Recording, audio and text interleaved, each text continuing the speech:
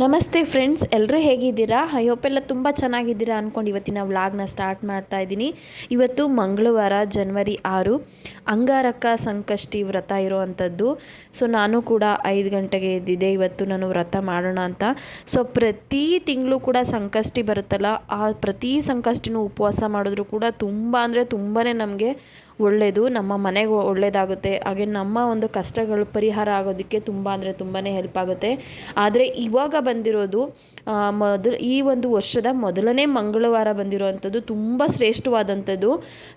ಏನಕ್ಕೆ ಅಂತಂದರೆ, ಅಂಗಾರಕ ಸಂಕಷ್ಟಿ ಅಂತಂದರೆ 21 ಸಂಕಷ್ಟಿ, ಅಂದರೆ 21 ನಾವು ಸಂಕಷ್ಟಿ ಉಪವಾಸ ಇರ್ತೀವಲ್ವ, ಅಷ್ಟು ವ್ರತಗಳಲ್ಲಿ ಸಿಗುವಂಥ ಫಲ ಈ ಒಂದು ಅಂಗಾರಕ ಸಂಕಷ್ಟಿಯನ್ನು ಉಪವಾಸ ಇದ್ದು ನಾವು ವ್ರತವನ್ನು ಪಾಲಿಸೋದ್ರಿಂದ ನಮಗೆ ಅಷ್ಟು 21 ದಿನ ಸಂಕಷ್ಟಿಗಳ ಒಂದು ವ್ರತದ ಫಲ ಈ ಒಂದು ಸಂಕಷ್ಟಿಯನ್ನು ಮಾಡೋದ್ರಿಂದ ಸಿಗುತ್ತೆ. ಹಾಗೆ ಯಾರಾದರೂ ಕೆಲವೊಬ್ಬರು ಏನಂದರೆ ಹೊಸದಾಗಿ ಸ್ಟಾರ್ಟ್ ಮಾಡಬೇಕು ಅಂದ್ಕೊಂಡಿರ್ತೀರ, ಅಂಥವರು ಮಂಗಳವಾರ ಬಂದಾಗ ಪ್ರಾರಂಭ ಮಾಡಿದ್ರೆ ತುಂಬ ಅಂದರೆ ತುಂಬಾ ಒಳ್ಳೆಯದು. ನಾನು ಫಸ್ಟು ಸ್ಟಾರ್ಟ್ ಮಾಡಿದ್ದು ಮಂಗಳವಾರನೇ. ನನಗೆ ಈ ಒಂದು ಅಭ್ಯಾಸ ಒಂದು 7-8ನೇ ಕ್ಲಾಸಿಂದನೂ ನಾನು ಸಂಕಷ್ಟಹರ ಚತುರ್ಥಿಯನ್ನು ನಾನು ಮಾಡ್ತಾಯಿದ್ದೀನಿ. ಅವಾಗಿಂದನೂ ಕೂಡ ನನಗೆ ತುಂಬ ಅಂದರೆ ತುಂಬಾ ಒಳ್ಳೆಯದಾಗಿದೆ. ಸೊ ನಿಮಗೂ ಕೂಡ ಸುಮಾರು ಪ್ರತಿಯೊಬ್ಬರ ಮನೆಯಲ್ಲೂ ಅವ್ರದ್ದೇ ಆದಂಥ ಪ್ರಾಬ್ಲಮ್ಸ್ ಇರುತ್ತೆ. ಕೆಲವರಿಗೆ ಮಕ್ಕಳಾಗಿರಲ್ಲ, ಕೆಲಸದ ಪ್ರಾಬ್ಲಮ್ ಇರುತ್ತೆ, ಇಲ್ಲ ಮದುವೆ ಆಗ್ತಾ ಇರಲ್ಲ, ಸುಮಾರು ಹೆಲ್ತ್ ಇಶ್ಯೂಸ್ ಇರುತ್ತೆ, ಇಲ್ಲ ಗ್ರಹ ದೋಷಗಳಿರುತ್ತೆ, ತುಂಬ ಪ್ರಾಬ್ಲಮ್ಸ್ಗಳಿಂದ ಸಫರ್ ಪಡ್ತಿರ್ತಾರೆ. ಸೊ ಇದು ಯಾವುದೂ ಇಲ್ಲ ಅಂದ್ಕೊಳ್ಳಿ, ಏನೂ ಪ್ರಾಬ್ಲಮ್ಸ್ ಇಲ್ಲ ಅಂತಂದರೆ ಮನೆಯಲ್ಲೇ ಸ್ವಲ್ಪ ಕಿರಿಕಿರಿ ಇರುತ್ತೆ, ನೆಗೆಟಿವ್ ಎನರ್ಜಿ ಹೆಚ್ಚಾಗಿರುತ್ತೆ, ಮನೆಯಲ್ಲಿ ಶಾಂತಿ ಇರಲ್ಲ, ಈ ಥರ ಸಮಸ್ಯೆಗಳಿರುತ್ತೆ. ಒಂದು ದಿನ ಈ ಒಂದು ವ್ರತವನ್ನು ಮಾಡೋದ್ರಿಂದ ನಿಮಗೆ ತುಂಬ ಅಂದರೆ ತುಂಬಾ ಹೆಲ್ಪ್ ಆಗುತ್ತೆ. ಸೊ ವಿಡಿಯೋನ ಪೂರ್ತಿಯಾಗಿ ನೋಡಿ, ಯಾವ ರೀತಿ ಒಂದು ಪೂಜಾ ವಿಧಾನಗಳನ್ನು ಮಾಡೋದು ಅನ್ನೋದನ್ನ ನಾನು ಪೂರ್ತಿಯಾಗಿ ತಿಳಿಸಿದ್ದೀನಿ. ನಾನು ಕೂಡ ಬೆಳಗ್ಗೆನೇ ಎದ್ದು ಎಲ್ಲ ಕಸಗಳೆಲ್ಲ ಹೊಡ್ಕೊಂಡು ನೆಲ ಒರೆಸಿ ನಂತರ ಬಾಗಿಲು ಕೂಡ ನಾನು ಪೂಜೆ ಮಾಡೋದಕ್ಕೆಲ್ಲ ರೆಡಿ ಮಾಡ್ಕೊಳ್ಬೇಕಲ್ಲ, ಅದಕ್ಕೆ ರೆಡಿ ಮಾಡ್ಕೊಳ್ತಾ ಇದ್ದೆ. ಇದು ಏನಂದರೆ, ಸ್ವಲ್ಪ ಅರಿಶಿನ ಕಲಿಸ್ಬಿಟ್ಟು ಈ ಥರ ಬಾಗಿಲಿಗೆ ಎಲ್ಲ ಒರೆಸೋದ್ರಿಂದ, ಅದರಿಂದ ಬಾಗಿಲನ್ನು ಒರೆಸೋದ್ರಿಂದ ತುಂಬ ಅಂದರೆ ತುಂಬಾ ಮನೆಗೆ ಒಳ್ಳೆಯದಾಗುತ್ತೆ. ಹಾಗೆ ಲಕ್ಷ್ಮೀ ದೇವಿ ಆಕರ್ಷಣೆ ಮಾಡೋದಕ್ಕೆ ತುಂಬಾ ಹೆಲ್ಪ್ ಆಗುತ್ತೆ. ನಾನು ಇದ್ರ ರಿಲೇಟೆಡ್ ಇನ್ನೊಂದು ವಿಡಿಯೋದಲ್ಲಿ ಪೂರ್ತಿಯಾಗಿ ಇನ್ಫಾರ್ಮೇಷನ್ನ ಕೊಡ್ತೀನಿ. ಸೊ ಇದಾದ ನಂತರ ಅರಿಶಿನ ಕುಂಕುಮ ಎಲ್ಲ ಇಟ್ಕೊಳ್ತಾ ಇದ್ದೀನಿ. ನಾನು ಸೋಮವಾರ ಇದ್ದ ದಿವಸ ಅಲ್ವಾ ಪೂಜೆ ಎಲ್ಲ ಮಾಡ್ಕೊಂಡಿದ್ದೆ, ಕುಂಕುಮ ಎಲ್ಲ ಇಟ್ಕೊಂಡಿದ್ದೆ. ಸೊ ಎಲ್ಲ ನೀಟಾಗೆಲ್ಲ ಒರೆಸ್ಬಿಟ್ಟು ಇವತ್ತು ಕ್ಲೀನಾಗಿ ಮತ್ತೆ ಇನ್ನೊಂದು ಸಲ ಇಡೋಣ ಅಂತ ಅಂದ್ಬಿಟ್ಟು ಎಲ್ಲ ನೀಟಾಗಿ ಇಡ್ತಾ ಇದ್ದೀನಿ. ಮೇಯ್ನಾಗಿ ನಿಮ್ಮ ಮನೇಲಿ ಏನಾದರೂ ವಿಗ್ರಹಗಳಿದೆ ಅಂತ ಅಂದರೆ ಆ ವಿಗ್ರಹಗಳನ್ನು ನೀವು ನೈವೇದ್ಯ ಮಾಡಬೇಕಲ್ವ. ಸೊ ಅದಕ್ಕೆ ನೀವು ಹಾಲಲ್ಲಿ ಫಸ್ಟು ತೊಳೆಯೋದು, ನೀರಲ್ಲಿ ತೊಳೆಯೋದು, ಗಂಜಲದಲ್ಲಿ ಒಂದು ತೊಳೆಯೋದು, ಈ ಥರ ತೊಳೆದ್ಬಿಟ್ಟು ನಂತರ ನೀವು ಅಭಿಷೇಕ ಮಾಡಿದ್ರೆ ತುಂಬಾ ಒಳ್ಳೆಯದು. ಒಂದು ವೇಳೆ ನಿಮ್ಮ ಮನೇಲಿ ಯಾವುದೂ ವಿಗ್ರಹಗಳಿಲ್ಲ ಅಂತಂದರೆ, ಫೋಟೋ ಇದ್ದರೆ ಫೋಟೋ ಕೂಡ ನೀವು ಪೂಜೆ ಮಾಡ್ಬೋದು. ವಿಗ್ರಹನೂ ಇಲ್ಲ, ಫೋಟೋನೂ ಇಲ್ಲ ಅಂತಂದರೆ ಯಾವ ರೀತಿ ಮಾಡ್ಬೋದು ಅನ್ನೋದನ್ನ ನಾನು ಇವತ್ತಿನ ವೀಡಿಯೋದಲ್ಲಿ ನಿಮಗೆ ತಿಳಿಸ್ತೀನಿ. ನಾನು ಹೇಗೆ ಮಾಡ್ತೀನಿ ಸಂಕಷ್ಟಹರ ವ್ರತ ಅನ್ನೋದನ್ನು ನಾನು ತಿಳಿಸ್ತಾ ಇದ್ದೀನಿ. ಒಬ್ಬೊಬ್ಬರು ಒಂದೊಂದು ರೀತಿ ಮಾಡ್ತಾರೆ, ಅದು ನನಗೆ ಗೊತ್ತಿಲ್ಲ. ಬಟ್ ನಾನು ಹೇಗೆ ಮಾಡ್ತೀನಿ ನನ್ನ ಅನುಕೂಲಕ್ಕೆ ತಕ್ಕಂತೆ ಅನ್ನೋದನ್ನ ನಾನು ನಿಮ್ಮ ಜೊತೆ ಶೇರ್ ಮಾಡ್ಕೊಳ್ತಾ ಇದ್ದೀನಿ. ಆದಷ್ಟು ಇದನ್ನು ತುಂಬ ಬೆಳಗಿನ ಜಾವದಲ್ಲೇ ಮಾಡಿದ್ರೆ ತುಂಬಾ ಒಳ್ಳೆಯದು. ಯಾಕೆ ಅಂತಂದರೆ, ಬ್ರಾಹ್ಮಿ ಮುಹೂರ್ತದಲ್ಲಿ ನಾವು ಏನೇ ದೇವರನ್ನ ಕೇಳಿಕೊಂಡ್ರೂ ಅದು ಬೇಗ ನೆರವೇರುತ್ತೆ ಮತ್ತು ಫಲ ಸಿಗುತ್ತೆ ಅನ್ನೋ ನಂಬಿಕೆ ಇದೆ. ಹಾಗಾಗಿ ಆದಷ್ಟು ತುಂಬ ಬೆಳಗಿನ ಜಾವದಲ್ಲೇ ಎದ್ದು ಪೂಜೆ ಮಾಡ್ಕೊಳ್ಳೋದು ತುಂಬ ಅಂದರೆ ತುಂಬಾ ಒಳ್ಳೆಯದು, ತುಂಬ ಶ್ರೇಷ್ಠ ಅಂತ ಕೂಡ ನನಗೆ ಗೊತ್ತಿರೋದನ್ನು ನಾನು ನಿಮ್ಮ ಜೊತೆ ಶೇರ್ ಮಾಡ್ತಾಯಿದ್ದೀನಿ. ಹಾಗೆ ರಂಗೋಲಿ ಬಿಡೋದು ಅಷ್ಟೇ ಮನೆಗೆ ತುಂಬಾ ಶ್ರೇಷ್ಠ, ಮತ್ತು ಯಾವುದೇ ನೆಗೆಟಿವ್ ಎನರ್ಜಿ ಮನೆ ಒಳಗಡೆ ಪ್ರವೇಶ ಮಾಡ್ದಲೇ ಇರೋ ರೀತಿ ತಡೆಯುತ್ತೆ. ಹಂಗಾಗಿ ನಾವು ಮನೆ ಮುಂದೆ ರಂಗೋಲಿ ಬಿಡೋದು ತುಂಬ ಅಂದರೆ ತುಂಬಾ ಒಳ್ಳೆಯದು. ಸೊ ನಾನು ಕೂಡ ರಂಗೋಲಿ ಬಿಟ್ಟೆ. ನನಗೇನೆಂದರೆ, ಬಾಗಿಲಿಗೆ ರಂಗೋಲಿನ ಚಿಕ್ಕದಾಗಲಿ ದೊಡ್ಡದಾಗಲಿ ಬಿಟ್ಟರೆ ಏನೋ ಒಂದು ಖುಷಿ ಆಗುತ್ತೆ, ನೋಡ್ತಾನೇ ಇರಬೇಕು ಅಂತ ಅನಿಸುತ್ತೆ. ಒಂದು ಕಳೆ ಬರುತ್ತೆ ಅಂತಲೇ ಹೇಳ್ಬೋದು ನಾವು ಬಾಗಿಲಿನಲ್ಲಿ ರಂಗೋಲಿ ಹಾಕೋದ್ರಿಂದ. ಸೊ ನನಗಂತೂ ತುಂಬ ಅಂದರೆ ತುಂಬಾ ಇಷ್ಟ. ಸೊ ರಂಗೋಲಿ ಎಲ್ಲ ಬಿಟ್ಟೆ. ಮೇಯ್ನಾಗಿ ಈ ಒಂದು ಅಂಗಾರಕ ಸಂಕಷ್ಟಿಯನ್ನು ಉಪವಾಸ ಇದ್ದು ವ್ರತ ಮಾಡುವಂಥದ್ದು. ಅಂದರೆ ನೀವು ಒಂದು ವೇಳೆ ಹುಷಾರಿರಲ್ಲ, ಕೆಲವೊಬ್ಬರು ಹೆಲ್ತ್ ಇಶ್ಯೂಸ್ ಇರುತ್ತೆ, ಆದರೂ ಅವರಿಗೆ ಉಪವಾಸವನ್ನು ಮಾಡಬೇಕು ಅಂತ ಅಂದ್ಕೊಂಡಿರ್ತೀರ.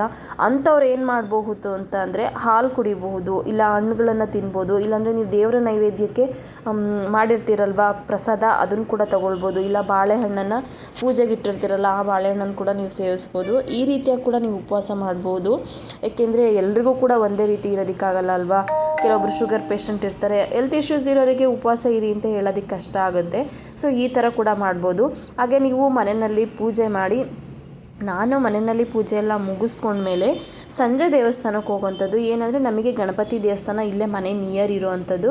ಅಲ್ಲಿ ಏನಂದರೆ ಸಂಜೆ ಸಂಕಷ್ಟ ವ್ರತವನ್ನು ಯಾಕೆ ಮಾಡ್ತಾರೆ, ಇದು ಯಾವಾಗಿಂದ ಸ್ಟಾರ್ಟ್ ಆಯಿತು, ಏನಕ್ಕೆ ಇದು ಒಂದು ಈ ಪೂಜೆ ಮಹತ್ವ ಏನು, ಯಾವ ರೀತಿ ಮಾಡಬೇಕು, ಪ್ರತಿಯೊಂದು ಇನ್ಫಾರ್ಮೇಷನ್ನು ಕೊಡ್ತಾರೆ ಮತ್ತು ಒಂದು ಕತೆ ಮೂಲಕ ಕೂಡ ಹೇಳ್ತಾರೆ. ಇದನ್ನು ಕೇಳಿಸ್ಕೊಳ್ಳೋದ್ರಿಂದ ನಮ್ಮ ಮನೆಗೆ ತುಂಬ ಅಂದರೆ ತುಂಬಾ ಒಳ್ಳೆಯದಾಗುತ್ತೆ. ಸೊ ನಾನು ಕೂಡ ಪ್ರತಿ ಸಂಕಷ್ಟಲ್ಲೂ ಕೂಡ ನಮಗೆ ಗಣಪತಿ ದೇವಸ್ಥಾನ ನಿಯರ್ ಇರೋದ್ರಿಂದ ಆ ಗಣಪತಿ ದೇವಸ್ಥಾನಕ್ಕೆ ಹೋಗಿ ಪೂಜೆ ಮಾಡಿಸ್ಕೊಂಡು ಪ್ರಸಾದ ಕೊಡ್ತಾರೆ. ನಾನು ಅಲ್ಲೇ ಚಂದ್ರನ ನೋಡಿ ಆ ಪ್ರಸಾದನ ಅಲ್ಲೇ ತಿಂದು ನಾನು ಉಪವಾಸ ಮುರಿಯುವಂಥದ್ದು. ಇದು ನಾನು ಮಾಡೋ ಅಂಥದ್ದು. ಮತ್ತು ನಾನು ಈ ರೀತಿಯಾಗಿ ನಾನು ಮಾಡ್ಕೊಂಡು ಬಂದಿದ್ದೀನಿ ಇಷ್ಟು ದಿವಸದವರೆಗೂ. ಮತ್ತು ನಾವು ಸಂಕಷ್ಟಿ ದಿವಸ ಉಪವಾಸ ಇರ್ತೀವಲ್ಲ, ಅವತ್ತು ಅನ್ನ ತಿನ್ನಬಾರ್ದು ಅಂತ ಹೇಳ್ತಾರೆ. ಬಟ್ ನನಗೆ ಅದ್ರ ಬಗ್ಗೆ ಅಷ್ಟು ಗೊತ್ತಿಲ್ಲ. ಆದರೆ ದೇವಸ್ಥಾನಗಳಲ್ಲಿ ಪ್ರಸಾದ ಕೊಡೋದು ಅನ್ನನೇ ಇರುತ್ತೆ. ಏಕೆಂದರೆ ಪುಳಿಯೋಗರೆನೋ ಅಥವಾ ಈ ಥರದ ಐಟಮ್ಸ್ ಅನ್ನದ ರೈಸ್ ರಿಲೇಟೆಡೇ ಇರುತ್ತೆ. ಹಾಗಾಗಿ ಅದನ್ನೇ ನಾನೇನು ಅಷ್ಟೊಂದು ಪಾಲಿಸಲ್ಲ. ಬಟ್ ಮುಂಚೆ ಮಾತ್ರ ಪಾಲಿಸ್ತಾ ಇದ್ದೆ. ನಾನು ಸಂಕಷ್ಟಿ ದಿವಸ ರೈಸ್ ತೊಗೊಳ್ತಿರಲಿಲ್ಲ, ಚಪಾತಿ ಏನಾದರೂ ಮಾಡ್ಕೊಳ್ತಿದ್ದೆ ನೈಟ್ ಟೈಮು. ಬಟ್ ಇವಾಗ ಅಂದರೆ ದೇವಸ್ಥಾನಕ್ಕೆ ಹೋಗ್ತೀನಲ್ಲ, ಅಲ್ಲಿ ಏನು ಪ್ರಸಾದ ಕೊಟ್ಟಿರ್ತಾರೋ ಅದನ್ನೇ ತಿಂದು ನಾನು ಉಪವಾಸ ಮುರಿಯುವಂಥದ್ದು. ಸೊ ನೀವು ಹೇಗೆ ಮಾಡ್ತೀರಾ ಸಂಕಷ್ಟ ವ್ರತವನ್ನು ಅನ್ನೋದನ್ನ ನನಗೆ ಕಮೆಂಟ್ ಮೂಲಕ ತಿಳಿಸಿ. ನನಗೂ ಕೂಡ ಅದನ್ನು ತಿಳ್ಕೊಳ್ಳೋದಕ್ಕೆ ಹೆಲ್ಪ್ ಆಗುತ್ತೆ. ಹಾಗೆ ಹೊಸೊಬ್ರೇನಾದರೂ ಸಂಕಷ್ಟಹಾರ ವ್ರತ ಮಾಡ್ತಿರ್ತಾರೆ ನೋಡಿ, ಅವ್ರಿಗೂ ಕೂಡ ತುಂಬಾ ಹೆಲ್ಪ್ ಆಗುತ್ತೆ. ಮೊದಲನೇದಾಗಿ ನಾನು ನೆನ್ನೆ ಏನೇನು ಪೂಜೆ ಮಾಡಿದ್ನೋ ಅದು ಹೂವುಗಳನ್ನೆಲ್ಲ ತೆಗೆದಿಟ್ಕೊಂಡ್ಬಿಡ್ತೀನಿ. ಸೊ ನಾನು ಈ ಹೂವುಗಳನ್ನು ಯೂಸ್ ಮಾಡಿಕೊಂಡು ಮನೆಯಲ್ಲೇ ಸಾಂಬ್ರಾಣಿಯನ್ನು ಮಾಡ್ಕೊಳ್ತೀನಿ. ಇದು ಕೂಡ ತುಂಬಾ ಚೆನ್ನಾಗಿರುತ್ತೆ, ಮನೆಯಲ್ಲೇ ಮಾಡಿರ್ತೀವಲ್ವ, ನ್ಯಾಚುರಲ್ ಆಗಿರೋದ್ರಿಂದ. ಸೊ ನಾನು ನೆಕ್ಸ್ಟ್ ವೀಡಿಯೋಗಳಲ್ಲಿ ಇದನ್ನು ಹೇಗೆ ನಾನು ಮನೆಯಲ್ಲೇ ಸಾಂಬ್ರಾಣಿ ಮಾಡ್ತೀನಿ ಅನ್ನೋದನ್ನ ನಾನು ನೆಕ್ಸ್ಟ್ ವೀಡಿಯೋಗಳಲ್ಲಿ ನಿಮ್ಮ ಜೊತೆ ಶೇರ್ ಮಾಡ್ಕೊಳ್ತೀನಿ. ಸೊ ಈ ಹೂವುಗಳನ್ನೆಲ್ಲ ತೆಗೆದಿದ್ನೆಲ್ಲ, ನೆನ್ನೆ ಹೂವುಗಳು ಅದು ಇನ್ನೂ ತುಂಬ ಫ್ರೆಶ್ ಆಗೇ ಇತ್ತು. ಸೊ ತೆಗೆದಿಟ್ಬಿಟ್ಟೆ. ಹೊಸ ಹೂವುಗಳನ್ನು ಇಡಬೇಕು. ಹಾಗೆ ನೀವು ನೈವೇದ್ಯಕ್ಕೆ ಬಾಳೆಹಣ್ಣಾದರೂ ಇಡ್ಬೋದು, ಅವಲಕ್ಕಿಯನ್ನು ಇಡ್ಬೋದು, ಇಲ್ಲ ಅಂತಂದರೆ ಪಂಚಕಜ್ಜಾಯ ಕೂಡ ಮಾಡ್ಕೊಳ್ಬಹುದು. ಇಲ್ಲ ಅಂತಂದರೆ ನೀವು ಬೆಲ್ಲ ಮತ್ತು ಖರ್ಜೂರ ಇದನ್ನಾದರೂ ಕೂಡ ಒಂದು ವೇಳೆ ಆಗಲಿಲ್ಲ ಅಂದರೆ ಇದನ್ನು ಕೂಡ ನೀವು ಇಡ್ಬೋದು ನೈವೇದ್ಯಕ್ಕೆ. ಜೊತೆಗೆ ನಾನು ನಮ್ಮ ಮನೆಯಲ್ಲಿ ವಿಗ್ರಹ ಏನೂ ಇಲ್ವಲ್ಲ, ಅದಕ್ಕೆ ಗಣಪತಿಯನ್ನು ನಾನೇ ಮನೆಯಲ್ಲಿ ಈ ರೀತಿ ಸಂಕಷ್ಟ ದಿವಸ ಮಾಡ್ಕೊಳ್ತೀನಿ. ಸ್ವಲ್ಪ ಅಡುಗೆ ಅರಿಶಿನ ತೊಗೊಳ್ಬೇಕು. ಅದಕ್ಕೆ ಒಂದು ಸ್ವಲ್ಪ ನೀರಾಗಿ, ಜಾಸ್ತಿ ನೀರು ಹಾಕ್ಕೊಂಡ್ಬಿಟ್ರೆ ಅದು ಬರಲ್ಲ ಗಣಪತಿ ಕರೆಕ್ಟಾಗಿ. ಸ್ವಲ್ಪ ಗಟ್ಟಿಯಾಗಿಯೇ ನೋಡಿಕೊಂಡು ಕಲಿಸ್ಕೊಳ್ಬೇಕು. ಈ ರೀತಿ ನಾನು ಗಣಪತಿಯನ್ನು ಮಾಡಿಕೊಂಡು ನಾನು ಸಂಕಷ್ಟಹಾರ ವ್ರತನ ಸ್ಟಾರ್ಟ್ ಮಾಡೋ ಅಂಥದ್ದು. ಸೊ ನಾನು ಇದನ್ನು ರೆಡಿ ಮಾಡ್ಕೊಂಡ್ಮೇಲೆ 5 ಗರಿಕೆನ ನಾನು ಇದಕ್ಕೆ ಇಡ್ತೀನಿ. ನೀವು 3 ಆದರೂ ಇಟ್ಕೊಳ್ಬೋದು, 5 ಇಡ್ಬೋದು, ಇಲ್ಲ 9 ಇಡ್ಬೋದು. ಸೊ ನಾನು ತುಂಬ ಚಿಕ್ಕದು ಮಾಡಿರ್ತೀನಲ್ವ, 5 ಸಾಕಾಗುತ್ತೆ. ಮತ್ತು 21 ಗರಿಕೆನ ಒಂದು ರೌಂಡಾಗಿ ಕಟ್ಬಿಟ್ಟು ಅದನ್ನು ಕೂಡ ನಾನು ಅಲ್ಲಿ ಗಣಪತಿ ಹತ್ರನೇ ಇಟ್ಟು ಪೂಜೆ ಮಾಡಿರ್ತೀನಿ. ಮತ್ತು ನಾನು ಸಂಜೆ ದೇವಸ್ಥಾನಕ್ಕೆ ಹೋಗ್ತೀನಲ್ವ, ಆ ಟೈಮಲ್ಲಿ ನಾನು 21 ಗರಿಕೆನ ಇಟ್ಟಿರ್ತೀನಲ್ವ, ಅದನ್ನು ನಾನು ದೇವಸ್ಥಾನಕ್ಕೆ ತೊಗೊಂಡೋಗ್ತೀನಿ. ಮತ್ತು ನಿಮಗೆ ಮೇಯ್ನಾಗಿ ಗಣಪತಿಗೆ ತುಂಬ ಪ್ರಿಯವಾದದ್ದು ಅಂದರೆ ಎಕ್ಕದ ಹೂವು. ಎಕ್ಕದ ಹೂವನ್ನು ಹಾರ ಮಾಡ್ಕೊಂಡು ಹೋದರೆ ದೇವಸ್ಥಾನಕ್ಕೆ ತುಂಬ ಅಂದರೆ ತುಂಬಾ ಶ್ರೇಷ್ಠ, ತುಂಬಾ ಒಳ್ಳೆಯದು. ಸೊ ಅದು ಕೆಲವೊಬ್ಬರು ವ್ರತ ಕೂಡ ಮಾಡ್ಕೊತಾರೆ. ಅಂದರೆ ನಾನು ಈ ಥರ ಹಾರನ ಹಾಕ್ತೀನಪ್ಪ, ನನ್ನ ಈ ಒಂದು ಕಷ್ಟ ಪರಿಹಾರ ಆಗಲಿ ಅಂತ ಕೂಡ ಕೇಳ್ಕೊಳ್ಳೋರು ಕೂಡ ಇರ್ತಾರೆ. ಆ ರೀತಿ ಕೂಡ ಸಂಕಷ್ಟ ವ್ರತನ ಆ ರೀತಿ ಕೂಡ ಮಾಡೋರು ಇದ್ದಾರೆ. ನಾನು ಕೂಡ ಎಷ್ಟೋ ಸಲ ಹಂಗೆ ಅಂದ್ಕೊಂಡಿದ್ದೀನಿ. ಈ ಸಲ ದೇವಸ್ಥಾನಕ್ಕೆ ಈ ಥರ ಎಕ್ಕದಾರನ ಮಾಡಿ ತಗೊಂಡೋಗಿ ಕೊಡ್ತೀನಪ್ಪ, ನಾನು ಏನು ಅಂದ್ಕೊಂಡಿದ್ದೀನಿ ಅದು ಆಗಲಿ ಅಂತ ಈ ಥರ ಕೂಡ ಕೇಳ್ಕೊಳ್ಳೋರು ಇದ್ದಾರೆ. ಮತ್ತು ನಾನು ಕೂಡ. ಸೊ ಅದೇ ರೀತಿ ಎಕ್ಕದಾರ ಮಾಡಿದ್ರು ಒಳ್ಳೆಯದು. ಎಕ್ಕದ ಹೂವು ತುಂಬ ಶ್ರೇಷ್ಠ. ಮತ್ತು ಕೆಂಪು ಕಲರ್ ಹೂವುಗಳು ಕೂಡ ವಿಘ್ನೇಶ್ವರನಿಗೆ ತುಂಬ ಪ್ರಿಯವಾದಂಥ ಹೂವುಗಳು. ಸೊ ನನ್ನ ಮಗ ಬೆಳಗಿನ ಜಾವನೇ ಹೋಗಿ ನನಗೆ ಗರಿಕೆ ಮತ್ತು ಎಕ್ಕದ ಹೂವನ್ನು ಕೂಡ ತಂದುಕೊಟ್ಟ. ನಾನು ನೆನ್ನೆ ನೈಟ್ ತರೋದೇ ಮರೆತುಬಿಟ್ಟಿದ್ದೆ. ಹಾಗಾಗಿ ಮತ್ತು ಗಣಪತಿ ಇಡೋದಕ್ಕೂ ಮುಂಚೆ ನೀವು ಎಲೆ ಅಡಿಕೆನ ಇಟ್ಬಿಟ್ಟು ₹1 ಕಾಯಿನ ಇಟ್ಟು ಆಮೇಲೆ ವಿಘ್ನೇಶ್ವರನನ್ನು ಇಡಿ. ನಾನು ಇರಲಿಲ್ಲ, ಹಾಗಾಗಿ ಇಟ್ಟಿರಲಿಲ್ಲ ಅಷ್ಟೇ.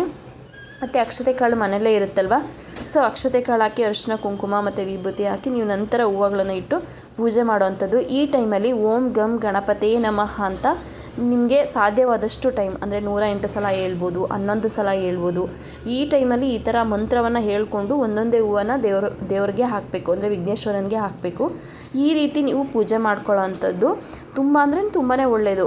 ಮತ್ತು ಮಕ್ಕಳಿಗೆ ಮನೇಲಿ ಇದ್ದಾರೆ ಅಂತಂದರೆ ಅವ್ರಿಗೆ ವಿದ್ಯಾಭ್ಯಾಸದ ಕೊರತೆ ಇರುತ್ತೆ, ಅಂದರೆ ಅಷ್ಟು ಚೆನ್ನಾಗಿ ಓದ್ತಿರಲ್ಲ ಅಂಥ ಮಕ್ಕಳನ್ನು ಕೂಡ ಈ ಥರ ಸಂಕಷ್ಟಹಾರ ಅಂತಲ್ಲ, ಬೇರೆ ಟೈಮಲ್ಲೇ ಆಗಲಿ ಈ ಥರ ಓಂ ಗಂ ಗಣಪತಿಯೇ ನಮಃ ಅಂತ ಮಕ್ಕಳ ಹತ್ರ ಕೂಡ ಈ ಒಂದು ಶ್ಲೋಕನ ಹೇಳಿಸ್ಕೊಳ್ತಾ ಪೂಜೆ ಮಾಡಿಸೋದ್ರಿಂದ ಕೂಡ ಮಕ್ಳಿಗೂ ಶ್ರೇಯಸ್ಸು ಜಾಸ್ತಿ ಆಗುತ್ತೆ ಮತ್ತು ವಿದ್ಯಾಭ್ಯಾಸದಲ್ಲಿ ಆಸಕ್ತಿ ಕೂಡ ತುಂಬ ಅಂದರೆ ತುಂಬಾ ಜಾಸ್ತಿ ಆಗುತ್ತೆ. ಖಂಡಿತ ನಿಮ್ಮ ಮನೇಲಿ ಮಕ್ಕಳು ಇದ್ದರೆ ಅವ್ರ ಕೈಲೂ ಕೂಡ ಈ ಒಂದು ಪೂಜೆನ ಮಾಡಿಸಿ. ನನ್ನ ಮಕ್ಳ ಕೈಲಿ ಕೂಡ ನಾನು ಯಾವಾಗಲೂ ಸಂಕಷ್ಟಹರ ಪೂಜೆ ಮಾಡಿಸಿದಾಗ ನನ್ನ ಮಕ್ಳ ಕೈಲೂ ಕೂಡ ಈ ಒಂದು ಓಂ ಗಂ ಗಣಪತಿಯೇ ನಮಃ ಅಂತ ಹೇಳಿಸಿ ಪೂಜೆ ಮಾಡಿಸೋದನ್ನು ನಾನು ಬಿಡಲ್ಲ, ಮಿಸ್ ಮಾಡೋದಿಲ್ಲ.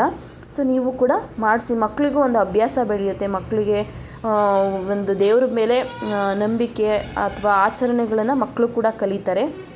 ಸೊ ಅದಾದಮೇಲೆ ಮಾಮೂಲಿ ನಾವು ದಿನ ಅಡುಗೆ ಮಾಡೋ ಅಂಥದ್ದು ಅಗ್ನಿಯಿಂದ ತಾನೇ ನಾವು ಬೆಂಕಿಯಿಂದ ತಾನೇ ನಾವು ಪೂಜೆ ಅಡುಗೆ ಮಾಡೋ ಅಂಥದ್ದು. ಸೊ ಹಂಗಾಗಿ ಇದಕ್ಕೆ ನಾವು ಮೇಯ್ನಾಗಿ ಪೂಜೆ ಮಾಡಲೇಬೇಕು. ಏಕೆಂದರೆ ಬೆಳಗಿನ ಸಂಜೆವರೆಗೂ ನಾವು ಗ್ಯಾಸ್ ಮುಂದೆ ಇರ್ತೀವಿ, ಕೇಳೋಕ್ಕಾಗಲ್ಲ ಯಾವಾಗ ಏನು ಹೆಚ್ಚು ಕಮ್ಮಿ ಆಗುತ್ತೋ. ಸೊ ಹಂಗಾಗಿ ನಾವು ಆದಷ್ಟು ಒಳ್ಳೇದು ಮಾಡಪ್ಪ, ನಮಗೆ ಯಾವುದೇ ತೊಂದರೆ ಆಗದಲ್ಲಿರೋಂಥ ನನ್ನ ಸುರಕ್ಷತೆಯಿಂದ ನೋಡ್ಕೋ ಅಂತ ಒಂದು ಕೇಳ್ಕೊಳ್ಳೋ ಅಂಥದ್ದು ನಮ್ಮ ಹಿಂದಿನ ಕಾಲದಿಂದ ಬಂದಿರುವಂಥ ಪದ್ಧತಿ. ಹಿಂದಿನ ಕಾಲದಿಂದ ನಿಮಗೆ ಗೊತ್ತೇ ಇದೆ, ಬೆಳಗ್ಗೆ ಎದ್ದ ತಕ್ಷಣವೇ ಫಸ್ಟು ಒಲೆ ಆಗ್ಬೋದು, ಗ್ಯಾಸ್ ಆಗಲಿ ಒರೆಸ್ಬಿಟ್ಟು ಪೂಜೆ ಮಾಡೇ ನಂತರ ಅವ್ರು ಅಡುಗೆ ಮಾಡೋವಂಥದ್ದು. ಸೊ ಅದೇ ಪದ್ಧತಿಗಳನ್ನ ನಾವು ಕೂಡ ಅನುಸರಿಸ್ಕೊಂಡು ಹೋಗಬೇಕು. ನಮ್ಮ ಮುಂದಿನ ಪೀಳಿಗೆನೂ ಅದನ್ನು ಕಲಿತಾರೆ ಅನ್ನೋ ಒಂದು ಉದ್ದೇಶ. ಸೊ ನಾನು ಕೂಡ ಗ್ಯಾಸ್ ಎಲ್ಲ ಪೂಜೆ ಮಾಡಿಕೊಂಡು ನಂತರ ಎಲ್ಲ ಫುಲ್ ಪೂಜೆ ಎಲ್ಲ ಮುಗಿಸ್ಕೊಂಡೆ. ಆಲ್ಮೋಸ್ಟ್ 7 ಗಂಟೆ ಆಗೋಗ್ಬಿಟ್ಟಿತ್ತು ನಾನು ಎಲ್ಲ ಮುಗಿಸ್ಕೊಳ್ಳೋ ಅಷ್ಟರೊಳಗಡೆ. ಟೆಂಪಲ್ಲಿಗೆ ಇನ್ನೇನು ಸಂಜೆ ಹೋಗ್ತೀನಲ್ವ ಅಂದ್ಬಿಟ್ಟು ನಾನು ದೇವಸ್ಥಾನಕ್ಕೆ ಬೆಳಗ್ಗೆ ಏನು ಹೋಗಲಿಲ್ಲ. ನಾನು ಮಾಮೂಲಿ ಸಂಜೆನೇ ನಾನು ದೇವಸ್ಥಾನಕ್ಕೆ ಹೋಗೋವಂಥದ್ದು. ಈ ರೀತಿಯಾಗಿ ನಾನು ಸಂಕಷ್ಟಹರ ವ್ರತ ಚತುರ್ಥಿಯನ್ನು ಮಾಡೋ ಅಂಥದ್ದು. ನೀವು ಕೂಡ ಹೊಸ್ದಾಗಿ ಏನಾರು ಪ್ರಾರಂಭ ಮಾಡ್ತಿದ್ದೀರಾ ಅಂದರೆ ಖಂಡಿತ ಪ್ರಾರಂಭ ಮಾಡಿ. ನೀವೇನೇನು ಅಂದ್ಕೊಂಡಿದ್ದೀರೋ ಅದು ಖಂಡಿತ ನೆರವೇರುತ್ತೆ. ನಂಬಿಕೆ ಇಟ್ಟು ಮಾಡಿ, ಸುಮ್ಮನೆ ಯಾರೋ ಒಬ್ಬರು ಹೇಳ್ತಾರೆ ಅಂತ ಮಾಡೋಕ್ಕೆ ಹೋಗಬೇಡಿ. ನೀವು ಮನಸಾರೆ ನಂಬಿಕೆ ಇಟ್ಟು ಅದಾಗುತ್ತೆ ಅಂತ ಅಂದ್ಕೊಂಡು ಮಾಡಿ, ಖಂಡಿತ ಆಗುತ್ತೆ. ನಿಜವಾಗ್ಲೂ ದೇವ್ರ ವಿಚಾರದಲ್ಲಿ ಅನುಮಾನ ಪಡೋಕ್ಕೆ ಹೋಗಬೇಡಿ. ಏಕೆಂದರೆ ಮನುಷ್ಯರು ನಂಬಿ ನಾವು ಮೋಸ ಹೋಗಿರೋದುಂಟು, ಆದರೆ ದೇವರನ್ನ ನಂಬಿ ಮೋಸ ಹೋಗಿರೋವಂಥದ್ದು ಯಾರೂ ಇಲ್ಲ. ಹಂಗಾಗಿ ನಾನು ಇವತ್ತಿನ ಒಂದು ಪೂಜಾ ವ್ರತವನ್ನು ನಾನು ಮಾಡಿ ಇವತ್ತೇ ನಾನು ನಿಮಗೆ ಅಪ್ಲೋಡ್ ಮಾಡ್ತಾಯಿದ್ದೀನಿ. ಅದಾದ ನಂತರ ನನ್ನ ಮಗನಿಗೆ ಸ್ಕೂಲಿಗೆ ಬೇರೆ ಟೈಮ್ ಆಗಿತ್ತು, ಅವನಿಗೆ ಕೂಡ ರೆಡಿ ಮಾಡೋದಿತ್ತು. ಸೊ ಐ ಹೋಪ್ ಇವತ್ತಿನ ವ್ಲಾಗ್ ನಿಮಗೆ ಹೆಲ್ಪ್ಫುಲ್ ಆಗಿದೆ ಅಂತ ಅಂದ್ಕೊಂಡಿದ್ದೀನಿ. ತುಂಬ ಜನಕ್ಕೆ ಈ ವಿಡಿಯೋನ ಶೇರ್ ಮಾಡಿ. ತುಂಬ ಜನ ಸಂಕಷ್ಟಹರ ವ್ರತ ಮಾಡಬೇಕು ಅಂತ ಅಂದ್ಕೊಂಡಿರೋರಿಗೆ ಹೆಲ್ಪ್ ಆಗುತ್ತೆ. ಖಂಡಿತ ಹೊಸ್ದಾಗಿ ಯಾರಾದರೂ ಪ್ರಾರಂಭ ಮಾಡ್ತಿರೋರು ಮಾಡಲಿ, ಅವ್ರಿಗೂ ಕೂಡ ಒಳ್ಳೆಯದಾಗಲಿ, ಅವರೆಲ್ಲ ಪ್ರಾಬ್ಲಮ್ಸು ಕೂಡ ಸಾಲ್ವ್ ಆಗಲಿ, ಲೈಫಲ್ಲಿ ಚೆನ್ನಾಗಿರಲಿ, ಆಯುರಾರೋಗ್ಯ ಐಶ್ವರ್ಯ ಎಲ್ಲರಿಗೂ ಕೊಡಲಿ ಆ ದೇವರು. ಸೊ ಖಂಡಿತ ತುಂಬ ಜನಕ್ಕೆ ಶೇರ್ ಮಾಡಿ, ಹೆಲ್ಪ್ ಆಗುತ್ತೆ ತುಂಬ ಜನಕ್ಕೆ. ಸೊ ಇಷ್ಟೋ ತನಕ ನನ್ನ ವೀಡಿಯೋಸ್ ಯಾರೆಲ್ಲ ನೋಡಿದ್ದೀರ ಎಲ್ರಿಗೂ ಕೂಡ ಥ್ಯಾಂಕ್ ಯು ಸೋ ಮಚ್.